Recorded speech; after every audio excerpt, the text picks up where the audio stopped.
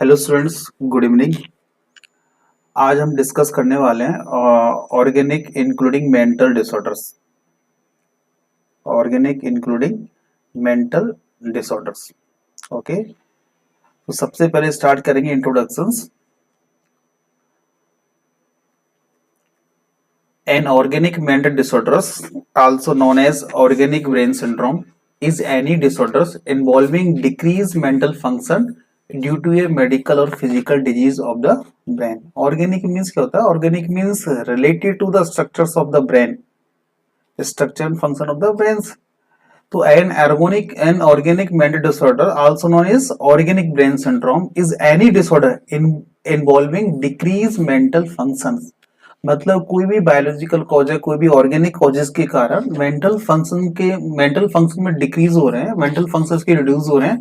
This is organic mental disorder. या हम इसको ऐसे भी कह सकते हैं कि ऑर्गेनिक मेंटल सिंड्रोम या organic mental disorder due to transient or permanent brain dysfunctions caused by a disturbance of physiological function of brain tissue।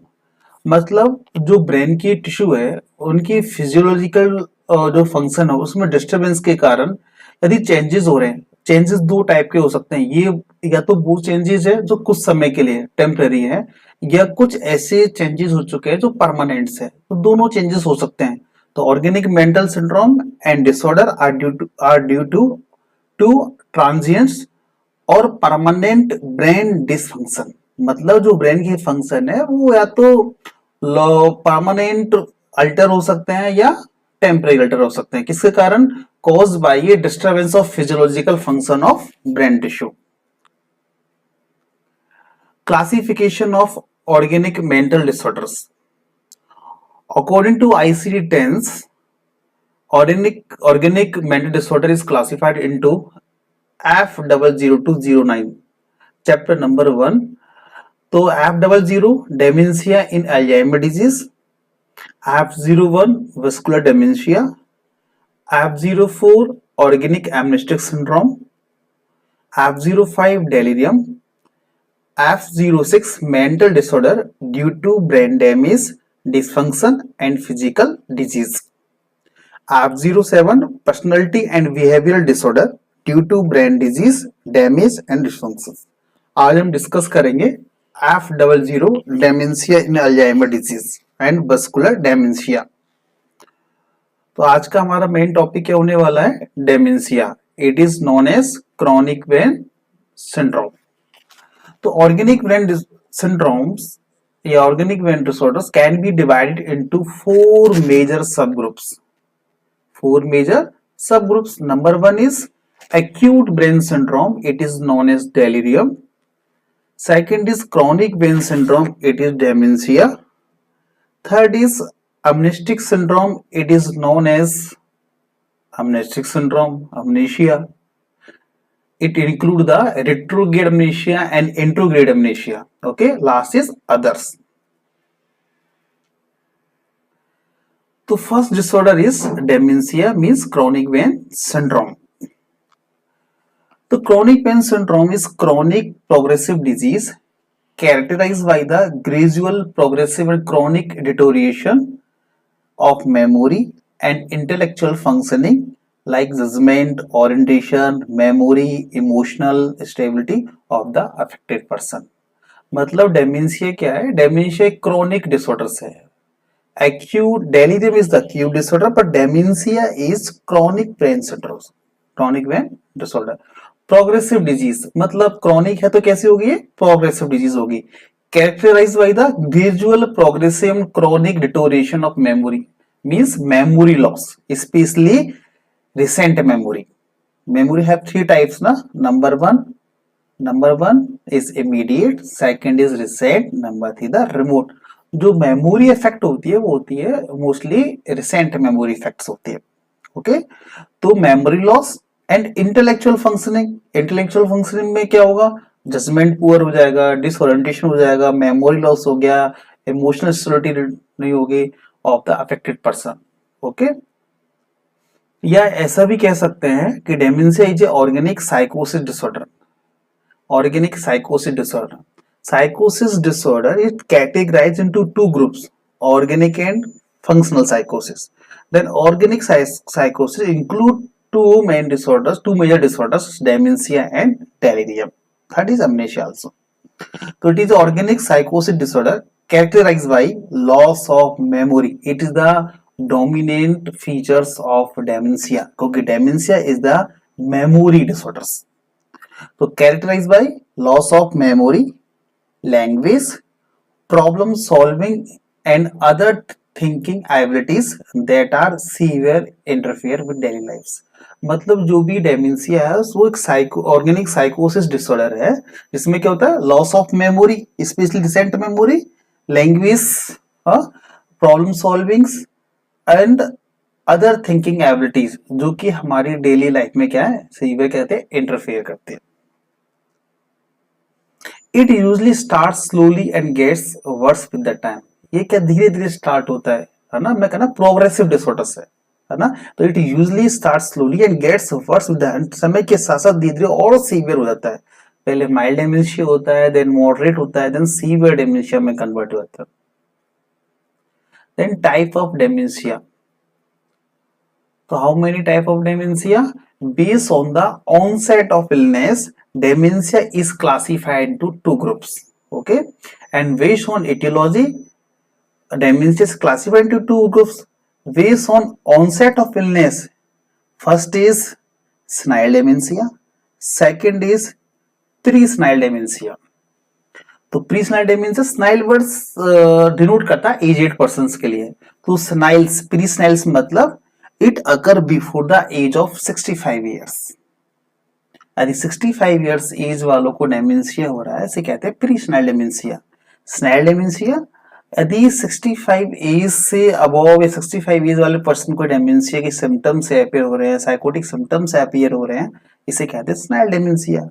और based on etiology, dementia is classified into two groups, cortical dementia and subcortical dementia. देखो उसमें क्या brain की जो आप side में pictures देख पा रहे होंगे, ब्रेन की जो स्ट्रक्चर को दो पार्ट में डिवाइड किया है, कॉर्टिकल एंड सब कॉर्टिकल. वो भी जो ब्रेन डीजनरेटिव डिसऑर्डर्स जो कि हमारे कॉर्टिकल पार्ट को अफेक्ट करती है, जो भी ब्रेन डिसऑर्डर्स है degenerative disorder like speaks disease है, अल्जाइमर है ना, ये क्या करती है डिजीज. यदि ये डिजीज कोई भी ब्रेन डीजनरेटिव डिसऑर्डर जो कि हमारे कॉर्टिकल पार्ट ऑफ ब्रेन को अफेक्ट करती है, इट इज कॉर्टिकल डेमेंशिया. यदि वो ब्रेन की डिसऑर्डर्स या वो डिसऑर्डर्स ब्रेन की डीजनरेटिव डिसऑर्डर्स जो हमारे सब कॉर्टिकल पार्ट ऑफ ब्रेन को क्या करती है अफेक्ट करती है, this is subcortical dementia. तो cortical dementia it is caused by the Alzheimer and Pick's disease. Alzheimer and Pick's disease दोनों ही ब्रेन डीजनरेटिव डिसऑर्डर्स हैं. It characterized by more severe intellectual and memory disorder, है ना. जो इसका categorise क्या है, इसमें जो इंटेलेक्चुअल जो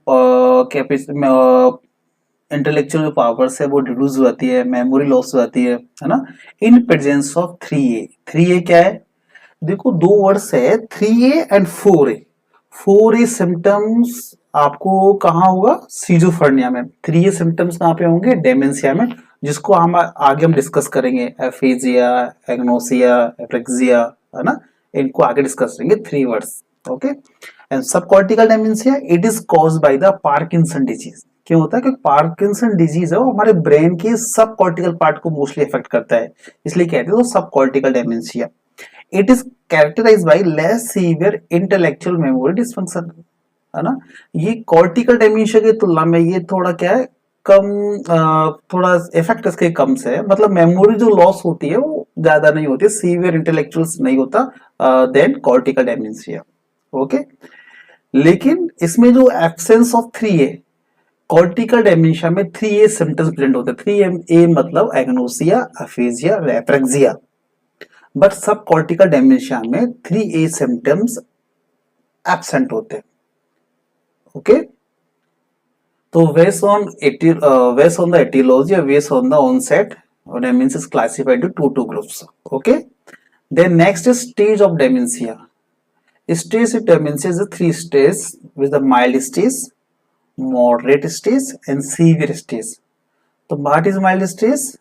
तो mild stage of dementia, it affected जो पर्सन है जिनको माइल्ड डेमेंशिया है largely able to function independently, मतलब जो भी फंक्शंस, जो भी उनके जो भी डेली रूटीन वर्क्स है, सुबह नहाना है या ब्रश करना है या जो भी इनकी एक्टिविटीज है, जो भी इनके वर्क्स है, वो इंडिपेंडेंटली कर सकते हैं, करते हैं, है ना।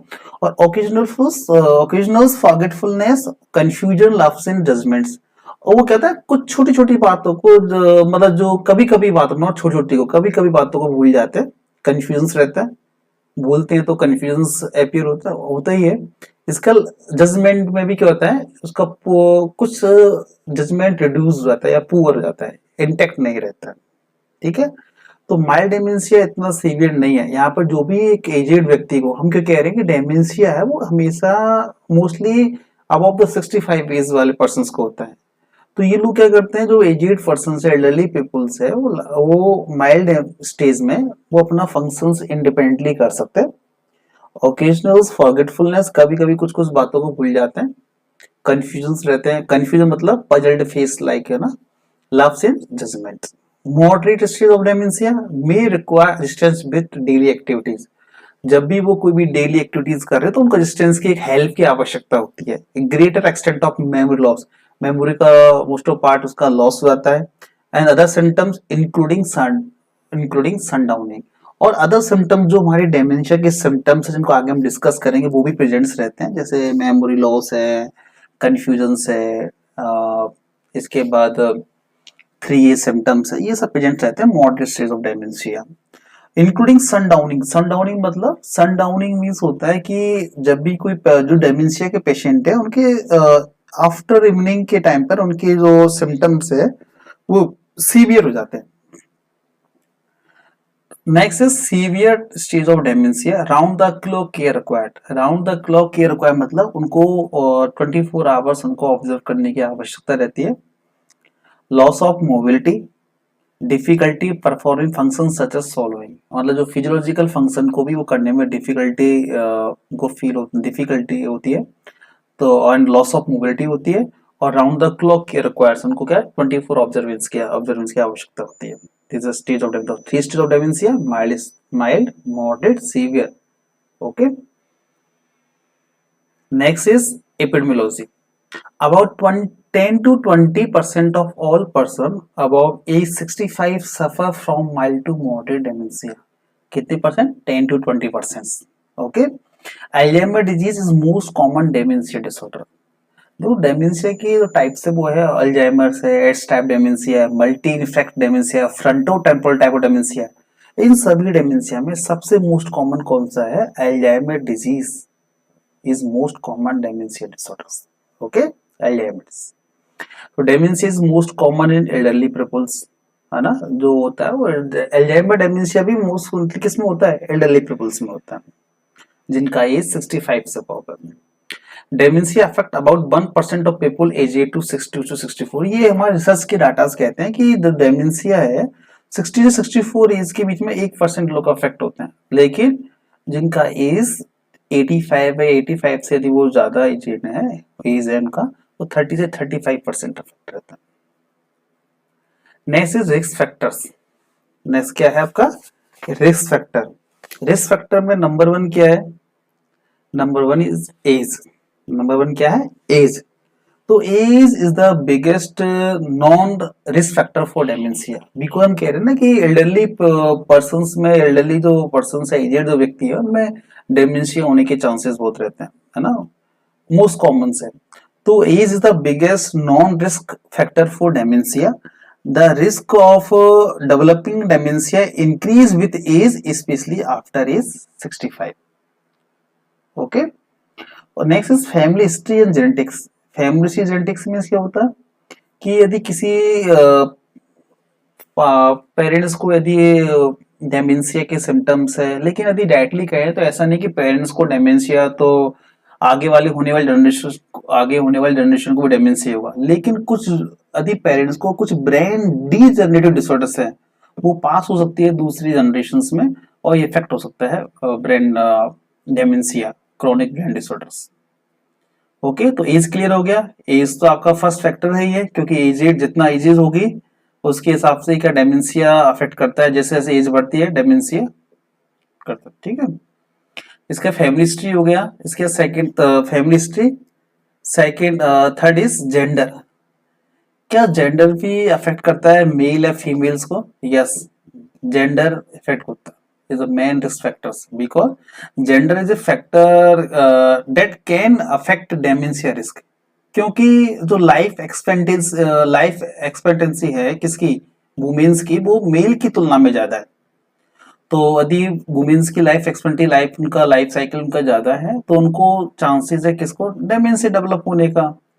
इसके बाद फीमेल सोशल आइसोलेट ज्यादा रहती हैं, मेल सोशल आइसोलेट ज्यादा नहीं होते, वो हमेशा समाज में कंट्रीब्यूट करते हैं, सोसाइटी आइसोलेट नहीं होते हैं। या फीमेल की कहते हैं फिजिकल, फीमेल की जो फिजिकल एक्टिविटी होती है वो मेल की तुलना में कम होती है। और ऐसे बहुत सारे कारण है जो यह रिजल्ट यह कंक्लूड करता है कि फीमेल्स को डेमेंशिया होने की ज्यादा चांसेस रहते हैं देन मेल। चाहे वो लाइफ एक्सपेक्टेंसी हो, चाहे वो सोशल आइसोलेशन हो, चाहे वो एक फिजिकल एक्टिविटी है, चाहे वो प्री एग्जिस्टिंग मेडिकल कंडीशन हो, कोई भी मेडिकल कंडीशन, या कोई वर्क अपॉर्चुनिटीज या वर्क एजुकेशन हो, ये सब फीमेल की तरफ थोड़ा डोमिनेंट होते हैं। Okay, next is mild cognitive impairment. Mild cognitive impairment, cognitive impairment की बात करें, कॉग्निटिव इम्पेयरमेंट क्या है? कॉग्निटिव इम्पेयरमेंट क्या है? किसी पर्सन की एबिलिटी किसके लिए, think, to learn, to remember, use judgement and make decisions. यदि इनकी जो एबिलिटी है, उनकी एबिलिटी में यदि किसी प्रकार की इम्पेयरमेंट हो जाए, वो प्रॉपर सोच नहीं पा रहा है, या प्रॉपर लर्न नहीं कर पा रहा है, रिमेम्बर नहीं कर पा रहा है, जजमेंट नहीं कर पा रहा है, या किसी चीज का डिसीजंस नहीं ले पा रहा है, क्या सही है क्या गलत है, ये कहता है माइल्ड कॉग्निटिव, मतलब कॉग्निटिव जो फंक्शंस में उनमें थोड़ी इम्पेयरमेंट रहती है। इसके बाद next Down syndrome. Down syndrome मतलब Down syndrome, it is known as trisomy 21। यानी 21 जो क्रोमोसोम्स उसका रिप्लिकेशन हो जाता है।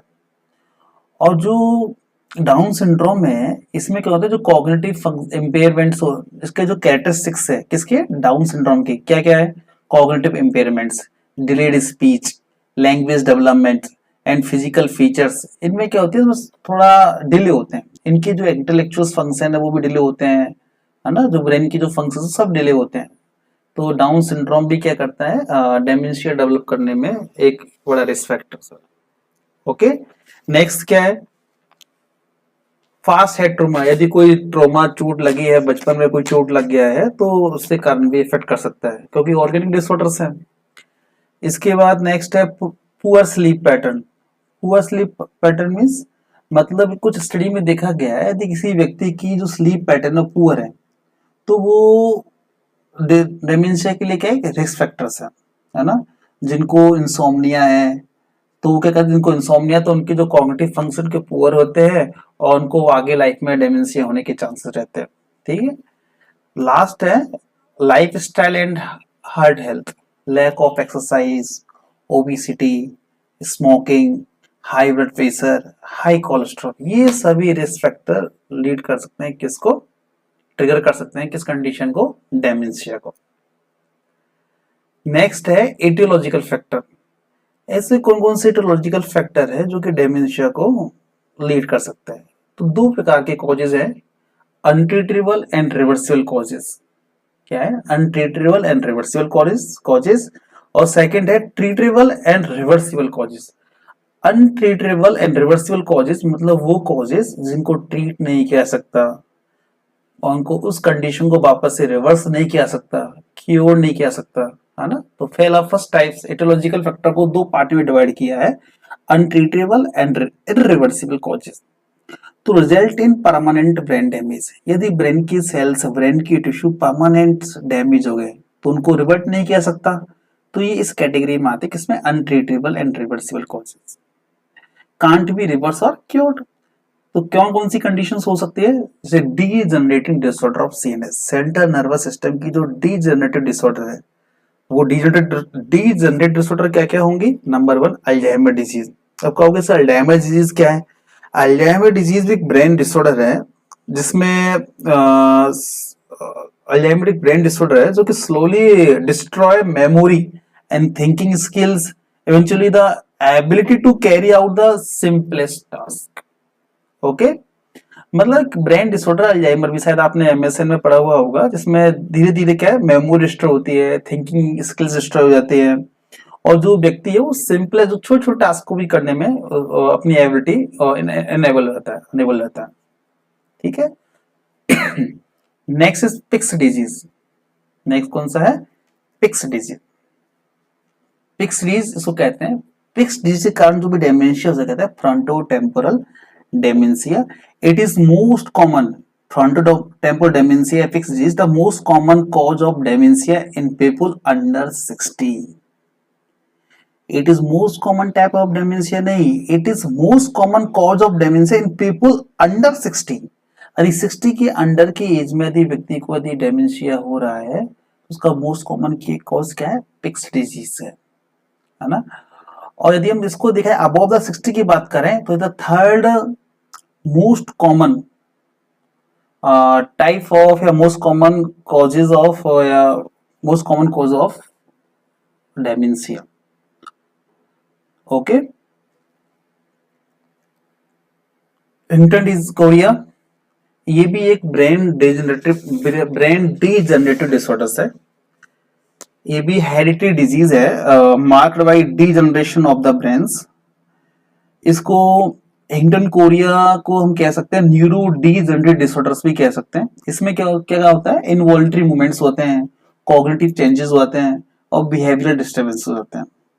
ओके, यदि हम बात करें इसके ट्रीटमेंट्स की तो इसके लिए कोई cure, there is no cure for Huntington chorea disease, but treatment and support can help reduce some of its symptoms.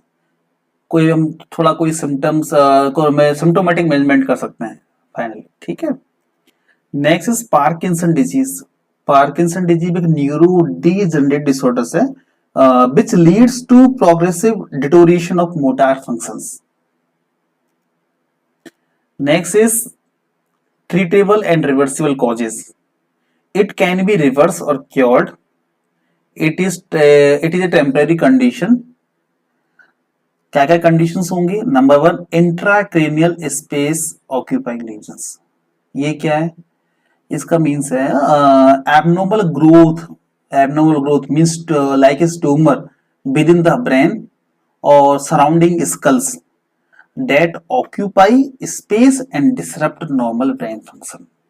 Intracranial space occupying lesions means क्या है कि एबनॉर्मल ग्रोथ का फॉर्मेशन हो गया है, हाँ, या उसे कह सकते ट्यूमर जो कि ब्रेन के या ब्रेन की जो स्ट्रक्चर्स या स्कल्स के आसपास कहीं पर उनका फॉर्मेशन हो गया है और वो इस स्पेस को ऑक्यूपाई किए हुए और ब्रेन के फंक्शन को डिसरप्ट कर रहा है, नॉर्मल फंक्शंस को।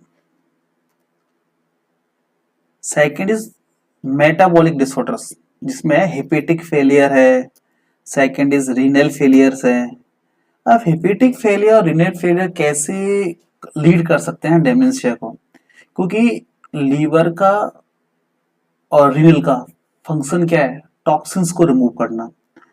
तो यदि हम बात करें हेपेटिक फेलियर की तो यदि व्यक्ति का लीवर प्रॉपर वर्क नहीं कर रहा है तो टॉक्सिन्स का फॉर्मेशन, ब्लड के अंदर टॉक्सिन्स का फॉर्मेशन कंटिन्यूस होता रहेगा और ये टॉक्सिन्स ट्रेवल करते हुए कहां तक पहुंच जाएंगे? ब्रेन तक, और ब्रेन के फंक्शन को अल्टर करेंगे और पेशेंट को फिर कौन सी कंडीशन होगी? कंफ्यूज होगी या डेलीरियस कंडीशन हो जाएंगे। यदि हम बात करें रीनल फंक्शन की बात करें तो रीनल फंक्शन बात करते हैं serum, it is most important indicators है इन रीनल फेलियर में, क्रिएटिनिन है ना।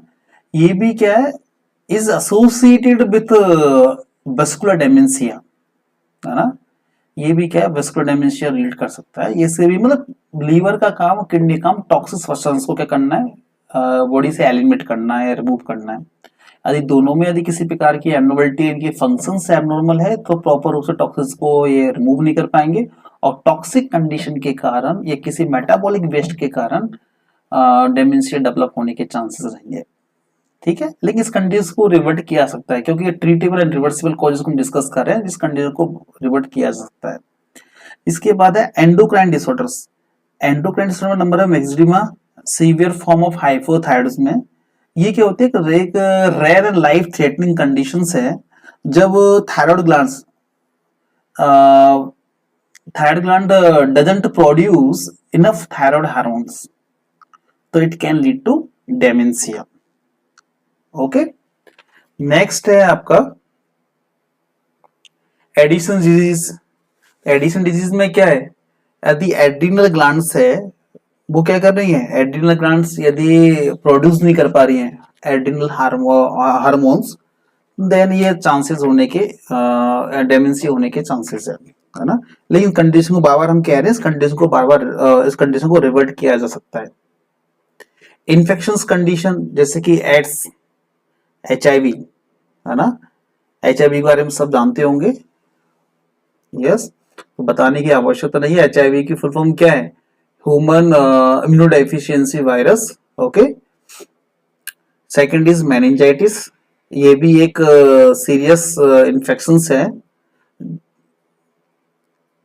नेक्स्ट इज इंसेफेलाइटिस, ये भी एक तरह का सीरियस इन्फेक्शन है, can lead to severe complication, यदि इसको हम ट्रीट नहीं करें तो सीवियर कॉम्प्लिकेशंस हो सकते हैं। ओके, एक तरह का इन्फ्लामेटरी डिसऑर्डर्स, ये क्या है, इंसेफेलाइटिस है, मेनिंजाइटिस, ये सब इन्फ्लामेटरी डिसऑर्डर्स हैं जिनके कारण क्या होता है, मेमोरी लॉस होने के चांसेस रहते हैं, कॉग्निटिव इंपेयरमेंट्स रहती हैं। इसके बाद नेक्स्ट है वेस्कुलर। वेस्कुलर होता है मल्टी इन्फेक्ट डेमेंशिया, मतलब वेस्कुलर क्या है, जो वेस्कुलर की मैं बात कर रहे हैं, मल्टी इन्फेक्ट डेमेंशिया, मतलब इसे कह सकते हैं वेस्कुलर डेमेंशिया भी कह सकते हैं। It is a type of dementia caused by reduced blood flow to the brain resulting in the death of brain cells, मतलब ब्रेन की सेल तक यदि प्रॉपर यदि ब्लड्स नहीं पहुंचे, इस्चीमिया हो जाए या प्रॉपर न्यूट्रिशंस नहीं पहुंचे, तब ये कंडीशंस आपका लीड हो सकती है, मल्टी इन्फेक्ट डेमेंशिया हो सकता है।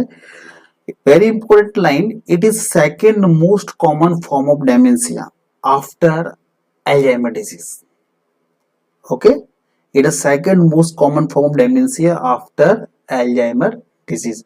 Alzheimer is the most common, second is the multi infect dementia. Last is intoxication, एक टॉक्सिक सब्सटेंस बॉडी में, जैसे अल्कोहल है, हैवी मेटल्स है, लेड आर्सेनिक है, एनोक्सिया कंडीशन है, एनीमिया है, क्रोनिक रेस्पिरेटरी फेलियर है, ये सभी कंडीशंस लीड कर सकती है डेमेंशिया। विटामिन डेफिशिएंसी जैसे बात थायमिन और नियासिन जो कि ब्रेन के लिए बहुत इंपॉर्टेंट है, यदि इनकी डेफिशिएंसी हो जाए तो भी आगे जाकर लीड कर सकते हैं क्या, डेमेंशिया। तो these are the causes of dementia. तो causes of dementia is classified into two categories, reversible causes या treatable and untreatable.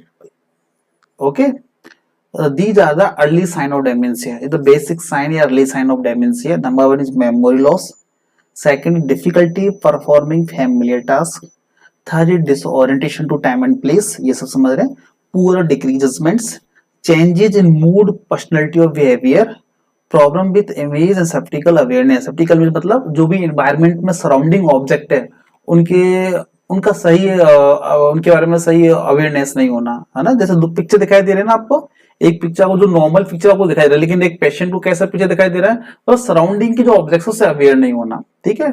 Misplacing things, withdrawal from work or social activities, problem with language and communication, difficulty planning or solving problems. So these are the 10 early signs of dementia. Next is sign and symptoms. अब हम comparative basis के according sign and symptoms को discuss करेंगे। तो number is most common symptoms है आपका loss of recent memory. हम एक वर्ड यूज कर सकते हैं loss of immediate and recent memory, लेकिन मोस्टली देखा जाता है कि जो माइल्ड केसेस है, माइल्ड डेमेंशिया वाले केसेस है, उनमें सबसे पहले रिसेंट मेमोरी क्या होती है, अल्टर होती है। तो आप इसमें ये भी नोट कर सकते हैं loss of recent and immediate memory, पर रिसेंट मेमोरी को हमेशा अंडरलाइन करना है। अधिक कभी क्वेश्चंस मेमोरी से रिलेटेड क्वेश्चन आते हैं डेमेंशिया से, तो रिसेंट मेमोरी आपका फर्स्ट आंसर होगा। Okay, lack of intellectual power, इसके बाद 3A, हम बार बार डिस्कस कर रहे हैं 3A 3A। 3A मतलब थ्री वर्ड्स जो स्टार्ट होते हैं फ्रॉम ए से। Number 1 is agnosia. एग्नोसिया क्या है? Inability of a person to recognise the things by their sense. यदि कोई व्यक्ति है वो अपने सेंस और उनके द्वारा अपने सेंस से चीज को रिकॉग्नाइज नहीं कर पा रहा है, ठीक है, चीज को रिकॉग्नाइज नहीं कर पा रहा है, वो सब क्या है? एग्नोसिया। जैसे कि बात कर रहा हूँ कहीं पर एक व्यक्ति है जिसको डेमेंशिया है, उसको पता है कि सामने उसकी बिल्ली रखी हुई है, कैट्स है ना, अब उस कैट को बोल नहीं पा रहा है ना, तो वो सब किस में आता है? एग्नोसिया में। उसको पता कैट है लेकिन वो रिकॉग्नाइज नहीं कर पा रहा है, ठीक है। Apraxia, inability of the person to do learn purposeful activity, मतलब जो व्यक्ति जो चीज सीखा हुआ है, जैसे मैंने भी लास्ट में डिस्कस किया था, एग्जांपल दिया था, यदि किसी के जो ग्रैंडफादर है, यदि वो कहीं पर कुछ चीज को जो पहले सीखी हुई चीजें हैं तो उनको वापस से नहीं कर पा रहे हैं, ठीक है। Aphasia, difficulty to speak clear words, मतलब एक क्लियर वर्ड को बोलने में उनको डिफिकल्टी हो रही है। Visual hallucination may be seen. Visual hallucination means hallucination the misperception without stimulus. Three words है ना, hallucinations, illusions और delusion. तो hallucination is the misperception without stimulus, illusion misperception with stimulus and delusion false fixed beliefs. तीनों words बहुत important है competitive examination के लिए, है ना। hallucination and illusion, these are the perceptual disorder या perceptual symptoms, है ना, disorder नहीं कह सकते पर एक perceptual alteration perception है, hallucination और illusions, पर delusion thinking disorders. Then ataxia, the last symptoms of dementia, lack of coordination of motor movements. यदि हम और भी यदि सिम्टम्स को थोड़ा और डीप डिस्कस करें, हम पहले बेसिक सिम्टम्स 10 बेसिक सिम्टम्स के बारे में डिस्कस किए, फिर कंपेटिटिव बेसिस के हिसाब से हम कंपेटिटिव बेसिस के अकॉर्डिंग हम सिम्टम्स को डिस्कस किए। अब हम डिस्कस कर रहे हैं थोड़ा डीप, जो हमारे डेमेंशिया के सिम्टम्स हैं उनको थोड़ा डीप पढ़ने की कोशिश करते हैं। तो फर्स्ट है मेमोरी। आखिर मेमोरी में कहाँ पर इंपेयरमेंट्स होते हैं, कैसे इंपेयरमेंट्स होते हैं? तो memory impairment is an early and prominent feature in dementia. Yes, ये तो हम कह रहे हैं कि डेमेंशिया कैसी है? मेमोरी डिसऑर्डर्स है। Early in the course of dementia memory impaired is mild, is usually most marked for recent events. ये भी हम डिस्कस कर चुके हैं कि जो पहले क्या है, मेमोरी जो बात है, जो मेमोरी इंपेयरमेंट कैसे होती है? माइल्ड होती है, लेकिन इसके बाद क्या है, जो रिसेंट इवेंट्स होते हैं उनको वो क्या है, उनको वापस से रिकॉल नहीं कर सकते। Forget telephone number, conversation events of the day, जो भी एक दिन में कन्वर्सेशन हुआ है, मॉर्निंग में जो कन्वर्सेशन है उसको इवनिंग में याद नहीं कर पा रहा कि क्या कन्वर्सेशन हुआ है। At the course of dementia progresses memory impairment become severe only the earliest learn information is retain. मतलब मेमोरी में इम्पेयरमेंट तो होती है लेकिन उसको वही चीज याद रहती है जो जस्ट अभी सीखी है। जैसे अभी जस्ट अभी का ही उसको वर्क याद रहेगा, हाँ अभी क्या वर्क उन्होंने कंप्लीट किया है, लेकिन 2 4 6 घंटे जो वर्क कंप्लीट किया है, 6 घंटे या जो पहले कोई वर्क कंप्लीट कर चुके हैं उनके बारे में उनको रिकॉल नहीं कर सकते। सेकंड है orientation. Orientation is and much as memory is important for orientation to person, place and time. Orientation मतलब अवेयर होना टाइम प्लेस पर्सन से। तो ये भी एक इम्पोर्टेंट फीचर्स है किसका? डेमेंशिया का, कि व्यक्ति जो डेमेंशिया सफर है वो उसका वो प्रॉपरली वेल ओरिएंटेड नहीं है फ्रॉम द एनवायरमेंट या प्लेस एंड टाइम्स। ओके, जैसे कि patient with dementia may forget how to get back to their rooms after going to the bathroom गए हैं, लेकिन ये सीवियर डेमेंशिया में होता है कि ऐसे जब व्यक्ति जो एजेड व्यक्ति को सीवियर डेमेंशिया सफर कर रहे हैं, बाथरूम चलेंगे, बाथरूम से वापस उनको रूम आने में प्रॉब्लम्स हो रही हैं, है ना, उनको ये प्रॉब्लम्स हो सकती है सीवियर डेमेंशिया वालों को, है ना। इसके बाद लैंग्वेज में क्या, dementia process that affect the cortex, primary dementia of the Alzheimer type of vascular dementia can affect patient language abilities. यानी हम बात करें, कंक्लूड करें तो क्या है, पेशेंट की जो लैंग्वेज एबिलिटी है वो भी इफेक्ट होती है किसमें? डेमेंशिया में। और हम कौन डिस्कस कर रहे हैं? अल्जाइमर टाइप और वेस्कुलर टाइप डेमेंशिया, है ना। Aphasia is one of the most diagnostic criteria of dementia, जो कि 3A में काउंट था। ओके, थिंकिंग एंड जजमेंट, मतलब थिंकिंग में भी अल्टरेशन होते हैं, जजमेंट में भी अल्टरेशन होते हैं। तो thinking become slower with the reduce flow of ideas and empire concentration. Thinking कैसे होती है? Slower with reduce flow of ideas. जब आइडियाज ही नहीं आएंगे तो थिंकिंग कैसे होएंगे? स्लो। और उसका कंसंट्रेशन कैसे हो जाएगा? Impair concentration. Judgement is impaired from early and leads to poor insight. Okay, judgement की जगह is impaired from early on leads to poor insight। insight समझते हैं? अवेयरनेस, आपके बारे में आप क्या जानते हैं ना, insight। paranoid thoughts and ideas of reference are common and may develop into delusion। paranoid thoughts है, मतलब थिंकिंग के बारे में डिस्कस करना, अल्टरेशन इन थिंकिंग, तो पैरानॉइड थॉट डेवलप होने के भी चांसेस रहते हैं। अब कहोगे सर पैरानॉइड थॉट्स क्या होती है? पैरानॉइड थॉट मतलब पैरानॉइड वर्ड्स, दो वर्ड्स है, उसका मीन्स है सस्पिशियस, डाउटफुल। तो कैसे सोच आती है? सस्पिशियस टाइप की थॉट्स रहती है, सस्पिशियस थिंकिंग हो जाती है, सस्पिशियस बिहेवियर टाइप हो जाता है। And ideas of reference, ideas of reference मतलब ये भी एक तरह के डिल्यूजन्स में आते हैं। आइडियाज ऑफ रेफरेंस मतलब यदि कोई दो व्यक्ति बात कर रहे हैं आपस में, दो व्यक्ति रहते हैं, तीसरे व्यक्ति को लग रहा है, जो डेमेंशिया वाले पेशेंट को लग रहा है कि दोनों व्यक्ति मेरे बारे में बात कर रहे हैं, जबकि उनके बारे में कोई बातें भी नहीं हो रही हैं, लेकिन उसको लगता है कि दो व्यक्ति मेरे बारे में बात कर रहे हैं। ये भी डेवलप होने के चांस रहते हैं। ठीक है।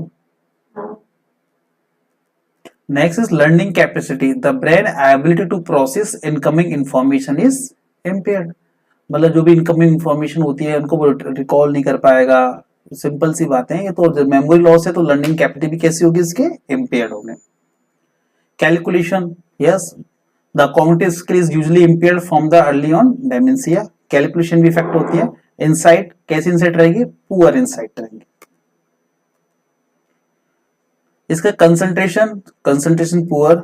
Emotional changes, emotion become too easily stimulate, मतलब जल्दी से स्टिमुलेट हो जाते हैं। मतलब जब भी कोई भी सैड मोमेंट है तो इजिली वो सैड हो जाते हैं, कोई यदि हैप्पी मोमेंट है तो इजिली हैप्पी हो जाते हैं, और वो अपनी जो इमोशंस है वो कंट्रोल नहीं कर पाते हैं। लॉन्ग टाइम के लिए हंसते रहेंगे, लॉन्ग टाइम के लिए वो सैड रहेंगे ना। तो ये आपके हो गए क्या sign and symptoms of dementia. Last है मैनेजमेंट। आखिर हम डेमेंशिया जो कंडीशन है उसको कैसे हम उसको ट्रीट करने वाले हैं, कैसे उनके सिम्टम्स को रिड्यूस करेंगे। तो नंबर 1 मेडिसिन है टेक्रिन हाइड्रोक्लोराइड। टेक्राइन हाइड्रोक्लोराइड कॉग्निस में आती है। ये एक कोई साइकोटिक मेडिकेशन या एंटी साइकोटिक या एंजियोलाइटिस किसी भी ऐसे कोई साइकेट्रिक मेडिकेशंस नहीं है। ये एक तरह की ब्रेन स्टिमुलेंट ड्रग्स है। इसे एंटी एल्जाइमर ड्रग्स भी कहते हैं। ये क्वेश्चन बहुत बार एग्जाम में भी आ चुके कॉम्पिटिटिव में कि एंटी एल्जाइमर ड्रग्स क्या है, तो आपको ये पता होना चाहिए। ये ओनली जो हमारे मेमोरी वाल का जो ब्रेन का पार्ट है, जो ब्रेन का वो पार्ट जो मेमोरी के लिए रिस्पॉन्सिबल है, उस पार्ट को स्टिमुलेट करता है। ये ब्रेन को कहते हैं, ब्रेन की स्टिमुलेशन में हेल्प करता है। यदि ब्रेन स्टिमुलेट होगा तो मेमोरी का पार्ट स्टिमुलेट होगा, मेमोरी पार्ट स्टिमुलेट होगा तो थोड़ी कंडीशन को हम थोड़ा रिकवर कर सकते हैं। बाकी हम आप कहें कि कंडीशन को रिवर्स कर सकते हैं तो ये अल्जाइमर में तो बिल्कुल पॉसिबल नहीं है। लेकिन एंटी अल्जाइमर ड्रग्स पर सपोर्टिव मेडिकेशन का काम करती है। इसका सिम्टोमेटिक मैनेजमेंट, मतलब जो भी डेमेंशिया पेशेंट है उनको, डेमेंशिया कैसी साइकोसिस डिसऑर्डर है, मतलब हॉलुसिनेशन, इल्यूजन, डेल्यूजन होने के चांसेस हैं, है ना। तो यदि पेशेंट को यदि साइकोटिक सिम्टम्स आ रहे हैं, पेशेंट को हॉलुसिनेशंस है, इल्यूजन है, डेल्यूजन है, तो पेशेंट को हमें क्या देना है? एंटी साइकोटिक देना है। अब एंटीसाइकोटिक बहुत सारी एंटीसाइकोटिक्स मार्केट्स में अवेलेबल है, जैसे हेलोपेडोल्स है ना, रेस्प्रेडोन। तो हम यहाँ पे क्या दे रहे हैं? टैबलेट फॉर्म दे रहे हैं, रेस्प्रेडोन 2 mg 2 टाइम्स। सेकेंड टैबलेट टीएचपी, इसे हम ट्राईहेक्सीफेनाइल कह सकते हैं, 2 mg सोते समय देना है उसको भी, बेड टाइम। लेकिन टीएचपी है वो कोई एंटीसाइकोटिक ड्रग्स नहीं है। देखो जब भी हम किसी पेशेंट को एंटीसाइकोटिक देते हैं तो एंटीसाइकोटिक देने के बाद कुछ पेशेंट में देखा गया कि उनमें ईपीएस सिम्टम्स होते हैं, कुछ साइड इफेक्ट्स है। मतलब एंटीसाइकोटिक ड्रग्स देने के बाद साइड इफेक्ट्स होते हैं, उसे कहते हैं EPS symptoms, extra pyramidal symptom. उन सिम्टम्स को रिड्यूस करने के लिए यदि पेशेंट में वो ईपीएस सिम्टम्स अपीयर हो रहे हैं, हमने पेशेंट की हिस्ट्री देखी, ये लगता है कि पता चला कि पेशेंट को एंटीसाइकोटिक देने के बाद ईपीएस सिम्टम्स अपीयर होते हैं, तो पेशेंट को हम anti EPS tablet trihexyphenidyl 2 mg bed time दे सकते हैं। इसके बाद एंटी डिप्रेशन ड्रग्स, यदि पेशेंट को डिप्रेशन से, तो हमें पेशेंट को एंटी डिप्रेशन देते हैं, फ्लक्जुटाइन दे सकते हैं। यदि उसका कॉजेज ही स्ट्रेस है तो या डिप्रेशन के कारण यदि वो डेमेंशिया डेवलप हो रहा है, एंजियोलाइटिक्स पेशेंट को हम प्रोवाइड कर सकते हैं lorazepam 2 mg at bed time.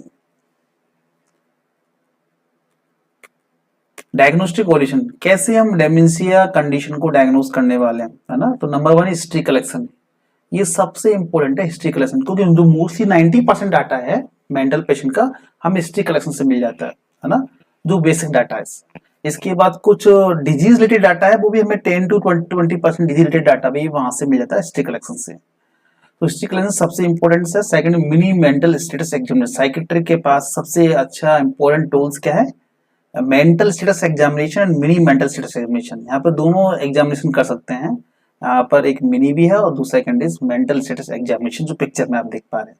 Third is MRI, fourth is क्या है, फोर्थ इज CT स्कैन। अब CT स्कैन के बाद क्या, सब ये रेडियोलॉजिकल टेस्ट है।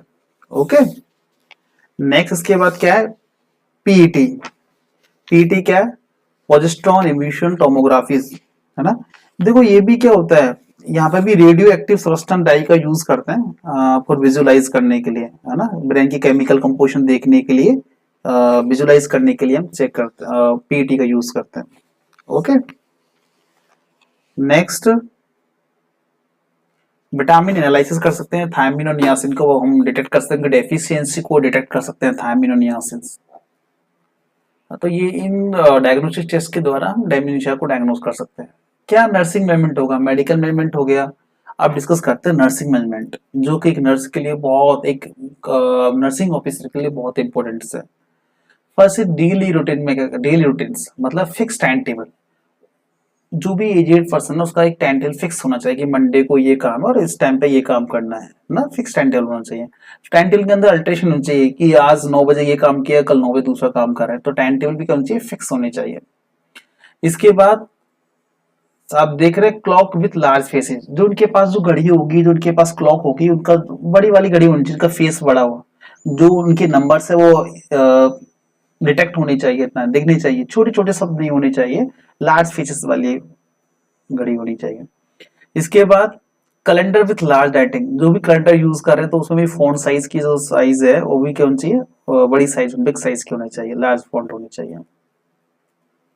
इसके बाद न्यूट्रिशन एंड बॉडी वेट की बारे में बात करते हैं, तो वेल बैलेंस डाइट प्रोवाइड करना है, जो कि rich in protein, high fibre diet and adequate calorie, जो कि एजेड पर्सन को आवश्यक है। सेमी सॉलिड डाइट, ये भी एक एजेड पर्सन के लिए बहुत ज्यादा इंपॉर्टेंट है, को डाइजेशन में भी हेल्प करती है ना, इजीली डाइजेस्ट हो जाती है, क्योंकि एजेड लोग का डाइजेस्टिव सिस्टम इतना स्ट्रांग नहीं होता, वो हर चीज को इजीली डाइजेस्ट कर जाए, है ना। तो सेमी सॉलिड डाइट देना है। इसका कंसिडरेशन ऑफ मेडिकल इलनेस, यदि किसी प्रकार की मेडिकल इलनेस है तो उनको कंसिडर करना है, उनको देखना है, डिटेक्ट करना है। इसके बाद नेक्स्ट पर्सनल हाइजीन के बारे में, प्रॉपर ब्रश कराना है, प्रॉपर उनको नहलाना है, हाँ, कॉम करना है, नेल केयर, हेयर केयर, सब बेसिक केयर करना है। नेक्स्ट प्रिवेंट फ्रॉम एक्सीडेंट, उनको वॉच करना होगा, कोई भी हजार्डियस ऑब्जेक्ट है उनसे थोड़ा दूर रखना होगा, उनके पास हजार्डियस ऑब्जेक्ट नहीं रखना है, कोई शार्प ऑब्जेक्ट होता है वो नहीं रखना है ना, और उनको कहीं सीढ़ियों पर नहीं, अकेले नहीं चढ़ने देना है। तो आपको करना है, एक्सीडेंट से प्रिवेंट करना है ना, कहीं गिरने से उनको बचाना है। फ्लूइड मैनेजमेंट में बात करें, नो बेवरेज आफ्टर 5 मिनट के बाद कोई बेवरेज, कोल्ड ड्रिंक, वोल्ड ड्रिंक कुछ आपको नहीं देना है। कैफीन और इनको टी को अवॉइड करना है। लेकिन डायरेक्टली ऐसा नहीं कि आजकल कॉफी पी रहे हो, आपने आज डिस्कस कर लिया तो कल से आपने कॉफी बंद कर दिया, डायरेक्टली कॉफी ऐसे अवॉइड, मतलब बैन नहीं कर सकते, लेकिन धीरे धीरे कॉफी को अवॉइड करते रहना है ना। कल आज लिया है तो कल कम मात्रा में देना है, कल उसके जगह पर कुछ और फ्लूइड दे देना है, ओके, जो हेल्दी है। Mood and emotion, mood changes are unpredictables, जो एजेड लोग होते हैं मूड चेंजेस है वो अनप्रिडिक्टेबल्स होते हैं, उनको हम प्रिडिक्ट नहीं कर सकते हैं कि उनका क्या मूड होने वाला है ना, कभी भी किसी टाइम उनका मूड हो सकता है। फिक्स डेली रूटीन, और उनका डेली रूटीन क्या होना चाहिए, फिक्स होना चाहिए। मेंटेन इंटरपर्सनल रिलेशनशिप, मतलब एक डेमेंशिया पेशेंट और आपके में, नर्स में या पेरेंट्स में एक इंटरपर्सनल रिलेशनशिप को मेंटेन करना है, मतलब जो वर्बल कम्युनिकेशन कर रहे हैं वो क्लियर होना चाहिए। कोई डबल से बातें नहीं होनी चाहिए, आपको इन्फॉर्मेशन दे रहे हैं तो सिंपलेस्ट टास्क करना है, आपको डायरेक्ट बातें करनी है, लाइनिंग बात करनी है, ठीक है। गिव नेसेसरी इन्फॉर्मेशन रिपीटेडली, मतलब जो भी आपको इन्फॉर्मेशन देना है, कोई ऐसी इन्फॉर्मेशन है जो नेसेसरी है, जो कि डेमेंशिया वाले पेशेंट के लिए बहुत इंपॉर्टेंट, उनको मेडिसिन के बारे में बताना है, उनको किसी एक्टिविटी के बारे में बताना, उनको एक्सरसाइज के बारे में बताना जो कि नेसेसरी है उनके लिए, तो आप उनको बार बार एक दो बार रिपीट कर सकते हैं, जिससे उनके माइंड में थोड़ा वो डाटा उनके पास रहे। इम्प्रूव स्लीप पैटर्न, उनके स्लीप पैटर्न को इम्प्रूव करना, इम्प्रूव करने के लिए क्या है, दिन में सोने के लिए उनको मना करना, अवॉइड करना है, स्लीपिंग पिल लेने से मना करना है। यदि आपके घर में कोई एजेड पर्सन उनको डेमेंशिया है तो उनको सोने से पहले सेल फोन ये सब यूज करने के लिए भी मना करना है ना। तो ये आपका हो गया कंप्लीट डेमेंशिया। आई होप आप सबको समझ में आया होगा। यदि आपको ये वीडियो अच्छी लगी हो तो like, subscribe, comment. Thank you.